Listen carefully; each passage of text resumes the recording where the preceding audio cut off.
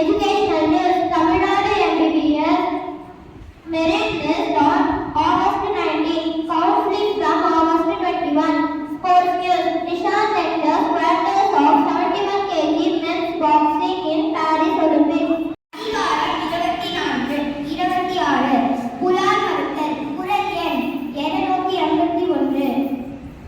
தன்னூன் பெருக்கற்கு தான் பிரிது ஊனும்பால் எங்கனம் ஆளும் அருள். விளக்கம்: தன் உடலை வளர்ப்பதற்காக வேறொரு உயிரின் உடலை உணவாக்கி கொள்பவர் எப்படி கருணையுள்ளம் கொண்ட